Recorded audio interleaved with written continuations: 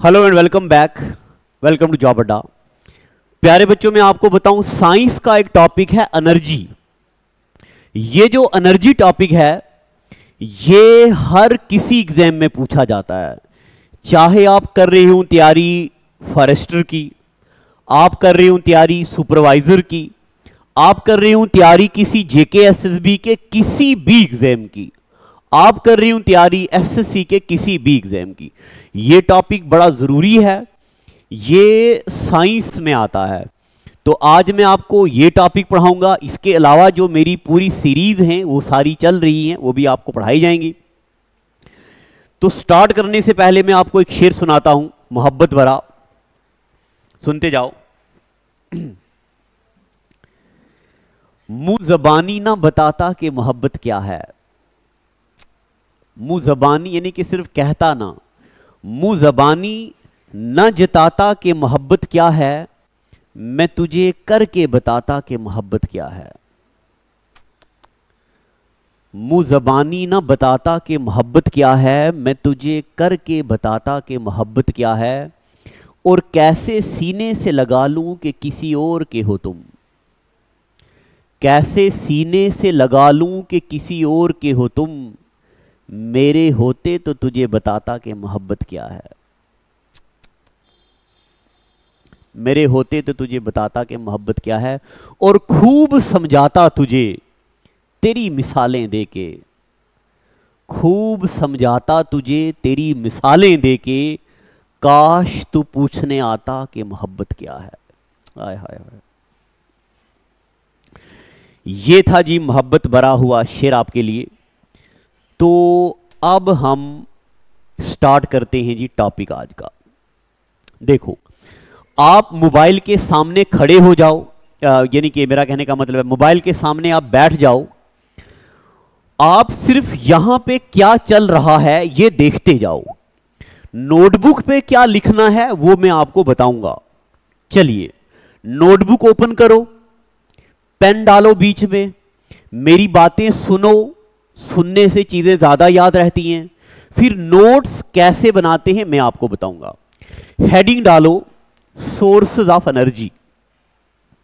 डाल दी heading, source of energy. अब देखो मेरे प्यारे बच्चों, ये बात आप में से किसको नहीं पता कि एनर्जी क्या होता है। एनर्जी होता है capacity of a body to do work. लिखो, capacity of body to do work is known as energy. Energy की बहुत सारी फॉर्म्स होती हैं। आपने सुना होगा सोलर एनर्जी, आपने सुना होगा विंड एनर्जी, आपने सुना होगा साउंड एनर्जी जब हम बोलते हैं, आपने सुना होगा हीट एनर्जी। जैसे एक पानी में थर्मोमीटर डाल दिया, हीट लगा दी, जब ये पानी गर्म होगा स्टीम आएगी, फिर थर्मोमीटर का टेम्परेचर गर्म होगा तो हीट एनर्जी है। ठीक है, यानी कि आपने लिखना है एनर्जी क्या होता है, capacity of a body to do work is known as energy. Energy की फॉर्म्स ये वाली होती हैं। और यहां पे आपने एक नोट लिखना है। नोट में लिखना आपने, energy can neither be created nor be destroyed. हम ना एनर्जी को खुद बना सकते हैं, ना हम एनर्जी को डिस्ट्रॉय कर सकते हैं, मगर हम एनर्जी को एक फॉर्म से दूसरी फॉर्म में चेंज कर सकते हैं। Energy can neither be created nor destroyed but can be transferred from one form to other. अच्छा मेरे प्यारे बच्चों, जब मैं पूरा बोर्ड पढ़ चुका हूंगा फिर मैं एक बार साइड हो जाऊंगा। जैसे मैं साइड हो गया हूं। अब आपने क्या करना है, जब मैं साइड हो गया हूं वीडियो को रोक के जितना लिखना चाहते हो उतना लिखें। चलिए जी, मैं फिर सामने आ जाऊंगा आपके सामने। हमें पता चल गया एनर्जी क्या होती है, एनर्जी की फॉर्म क्या होती है और एनर्जी का एक फंडामेंटल लॉ हमें पता चल गया। अब मेरे प्यारे बच्चों, आपने जिंदगी में सुना होगा एनर्जी की टाइप्स होती हैं। एक एनर्जी की टाइप होती है पोटेंशियल एनर्जी। आपने सुना तो है ना पोटेंशियल एनर्जी। अभी मैं वो पढ़ा रहा हूं आपको जो आपने बचपन में पढ़ा है। पोटेंशियल एनर्जी का मतलब होता है किसी भी बॉडी में एनर्जी अपने स्टेट या अपनी पोजीशन की वजह से हो। बॉडी ग्राउंड से कितना ऊपर है उस एनर्जी को बोलते हैं पोटेंशियल एनर्जी। जैसे एग्जांपल, यहां पे ये तीर कमान है, मैंने इसको खींचा पीछे, और खींचने के बाद ये जब जोर से पार जाके हिट होगा तो इसमें जो ये रबड़ से खींचने से एनर्जी आएगी, पोटेंशियल एनर्जी, ये इसकी मूवमेंट में कन्वर्ट होगी और वहां जाके पार लगेगा। यानी कि आप एक नटशेल में एक एग्जांपल बताता हूं। ये ग्राउंड है, यहां पे कोई पत्थर पड़ा हुआ है, इस पत्थर को हमने यहां से उठा के ऊपर ले गए तो बॉडी की पोजीशन बढ़ी, इसमें जो एनर्जी है ये है पोटेंशियल एनर्जी। तो पोटेंशियल एनर्जी होती है the energy of a body by its position, by its state is known as potential energy. जैसे एग्जांपल, यहां पे कोई बंदा है, अब धीरे धीरे जब ये ऊपर जाएगा, यहां पहुंच जाएगा, तो इस बंदे की पोटेंशियल एनर्जी जमीन के मुकाबले में इस बंदे की हाइट बढ़ गई है। यानी कि इस बंदे में क्या है जी, पोटेंशियल एनर्जी। ठीक है, बस आपने इतना ही याद रखना है कि the energy stored in an object because of its state और position is called potential energy. जब किसी भी बॉडी की पोजीशन की वजह से कोई एनर्जी होती है तो उसको बोलते हैं पोटेंशियल एनर्जी। एक बात अगर आप और याद रखना चाहते हैं, पोटेंशियल एनर्जी का एक फार्मूला होता है mgh। यहां पे m होता है मास, g होता है ग्रेविटी और h होती है हाइट। ठीक है, मास, ग्रेविटी और हाइट। यानी कि ग्रेविटी का मतलब हो गया जमीन की खींचने की कशिश। मैं ये बिल्कुल मान के चलूंगा कि आप बच्चे साइंस पहली बार पढ़ रहे हो, बेहतरीन अंदाज में जीरो से ऊपर तक ले जाया जाएगा आपको। आपने बस वीडियो को शेयर करना है। पिछले दिनों में वीडियोस इसीलिए नहीं आ रही थी कि ईद की छुट्टियां थी। पोटेंशियल एनर्जी के अलावा मेरे प्यारे बच्चों काइनेटिक एनर्जी होती है जो डिपेंड करती है बॉडी के मोशन पे। किस पे डिपेंड करती है? मोशन पे। जैसे देखो, ये हथौड़ा यहां पे रखा हुआ है, रुका हुआ है, क्या इस हथौड़े ने कोई काम किया? नहीं। मगर जब हमने हथौड़े को प्रेस किया, यहां से जोर से इसको हमने मारा, कील अंदर गया, अब हथौड़े ने काम किया। हथौड़े ने तभी काम किया क्योंकि हथौड़ा मोशन में आ गया। तो जब किसी भी बॉडी में मोशन आ जाए, मूविंग बॉडी जो होती है, हर मूविंग बॉडी में क्या होती है जी? Kinetic energy. पता चल गया आपको? तो काइनेटिक एनर्जी का मतलब हो गया क्या? The energy which an object has because the motion, because of its motion is known as kinetic energy. तो potential energy is because of position, state, and kinetic energy is because of motion. पता चल गया आपको? Kinetic energy का आपने, जैसे ये कोई गाड़ी चल रही है तो गाड़ी मोशन में है, काइनेटिक एनर्जी है। कोई घोड़ा चल रहा है तो घोड़े में मोशन है, काइनेटिक एनर्जी है। अब आपने क्या करना है? Potential energy. अच्छा, पहले एक बार काइनेटिक एनर्जी का एक फार्मूला होता है, kinetic energy equal to 1/2 mv square. m हो गया मास, v हो गया velocity by which object moves.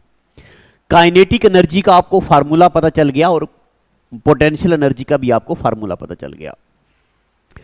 अब मेरे प्यारे बच्चों थोड़ी सी प्रैक्टिस करते हैं। मैं यहां पे कुछ एग्जांपल लाऊंगा, आपको बताना होगा क्या वो पोटेंशियल एनर्जी है या क्या वो काइनेटिक एनर्जी है। नंबर 1, गाड़ी मूव कर रही है, ये क्या है? मोशन इन ए बस या कार मोशन में है तो काइनेटिक है या पोटेंशियल है? क्या है? वेरी गुड, काइनेटिक एनर्जी, शाबाश। कोई और एग्जांपल लेते हैं। ये बिल्डिंग है, इसके ऊपर एक बंदा रुका हुआ है, काइनेटिक एनर्जी है या पोटेंशियल है? पोटेंशियल एनर्जी है, शाबाश। हाइट है ना, जमीन से ऊपर हाइट है तो पोटेंशियल एनर्जी, ठीक है। और कोई एग्जांपल लेते हैं। ये स्प्रिंग है, मैंने इसको यहां से दबाया, कंप्रेस कर दिया, फिर इसको रिलीज कर दिया, तो क्या होगी जी? पोटेंशियल एनर्जी, पोजीशन है ना इसकी। उसके बाद ये जहाज है, जहाज में क्या है? जमीन से ऊपर है तो जहाज की हाइट है, हाइट है इसमें, और मोशन भी कर रहा है, तो मोशन भी कर रहा है, हाइट भी है, तो काइनेटिक एनर्जी भी है और पोटेंशियल एनर्जी भी है। इसको बोलते हैं मैकेनिकल एनर्जी। काइनेटिक भी है, पोटेंशियल भी है, दोनों को मिला के क्या बोलेंगे जी? Mechanical energy. ठीक है जी। तो अभी मैंने आपको पढ़ा दिया एनर्जी क्या होती है, एनर्जी की लाइट सी फॉर्म पढ़ा दी, काइनेटिक पढ़ा दी, पोटेंशियल पढ़ा दी। एक बात मैंने आपको पढ़ाई थी, energy can neither be created nor destroyed. इस बात को बोलते हैं law of conservation of energy. जैसे यहां पे हमने इसको खींचा रस्सी से, बाल्टी ऊपर आ गई तो बाल्टी की पोजीशन चेंज हो गई, तो यानी कि सबसे पहले हमने रस्सी को खींचा तो हमारी मस्कुलर एनर्जी, मसल की एनर्जी यूज हुई। मस्कुलर एनर्जी ने बाल्टी को नीचे से ऊपर खींच के ले आया, यानी कि पोटेंशियल एनर्जी उसकी चेंज कर दी। ठीक है, आपको पता चल गया। और एक दो एग्जांपलें लेते हैं, देखना आप गौर से सुनना। यहां पे ये बैटरी है, चार्ज हो रही है, इसके साथ हमने तार लगा के बल्ब लगा दिया, इसके अंदर थी मैकेनिकल एनर्जी। ये मैकेनिकल एनर्जी यूज होगी बल्ब को ग्लो करने में। Usage of battery converts energy into which form? ये क्या करेगी? मैकेनिकल इनिशियल एनर्जी इसमें कौन सी होगी जी? इनिशियल एनर्जी होगी जी केमिकल एनर्जी, या खास करके केमिकल, मैकेनिकल से बेहतर है केमिकल। और ये केमिकल एनर्जी कन्वर्ट हो जाएगी फाइनल एनर्जी। किस में? फाइनल एनर्जी होगी हमारी हीट एनर्जी और साथ में लाइट एनर्जी। ठीक है। अच्छा, ये कभी कभार ऐसे पेपर में सवाल आते हैं, पेपर में पूछा जाता है बताओ लाउड स्पीकर किस एनर्जी को किस एनर्जी में कन्वर्ट करता है। मेरा ये लगा हुआ माइक किस एनर्जी को किस एनर्जी में कन्वर्ट करता है। सारे में मैं आपको एमसीक्यूज भी कराऊंगा, प्रैक्टिस भी होगी इसमें। अब देखो जी,